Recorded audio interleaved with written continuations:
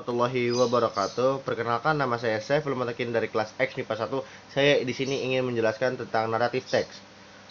Apa itu naratif teks? Naratif teks adalah cerita fiksi atau cerita karangan yang dibuat untuk menghibur pembaca. Naratif teks biasanya kita jumpai di dalam bentuk dongeng, cerita rakyat maupun cerita fiksional lainnya.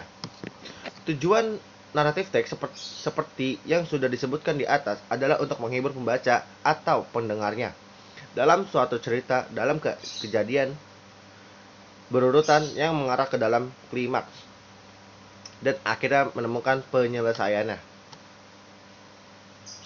Penggunaan generic struktur dari naratif teks.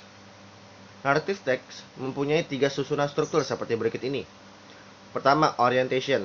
Bagian orientasi berisi tentang pengenalan tokoh-tokoh, latar belakang tempat, dan waktu dari cerita. Siapa, apa, kapan, dan di mana. Complication.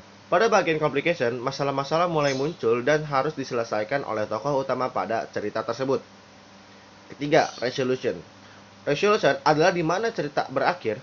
Pada bagian ini, masalahnya terselesaikan oleh si tokoh utama.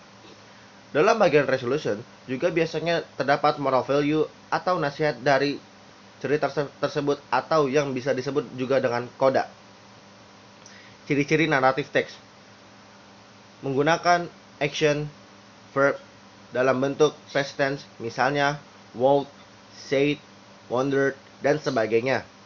Menggunakan nouns tertentu sebagai kata ganti orang, hewan, dan benda tertentu dalam cerita, misalnya the princess, the girl, the queen, dan lain sebagainya.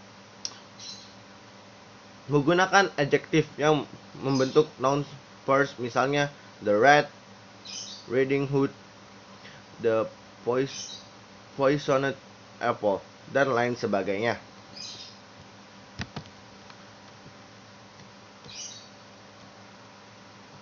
Naratif teks memiliki beberapa jenis yang perlu Anda pahami berikut ini.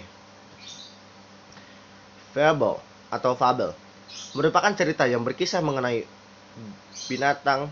Contoh, The Ugly Duckling, The Country of the Mice, A Bear and a Rabbit, The Cat and the Rat, The Greedy Monkey, A Fox and a Little Bird, The Mouse, Deer and Crocodile, dan lain sebagainya.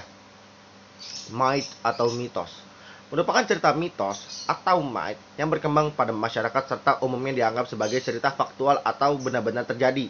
Contohnya Aji Saka and Dewata Cengkar. Legend atau legenda adalah cerita yang mengisahkan mengenai bagaimana asal-usul suatu tempat. The Legend of Surabaya, The Legend of Candi Prambanan, Story of a Lake Toba. Sekian dari saya, kurang lebihnya mohon maaf. Assalamualaikum warahmatullahi wabarakatuh.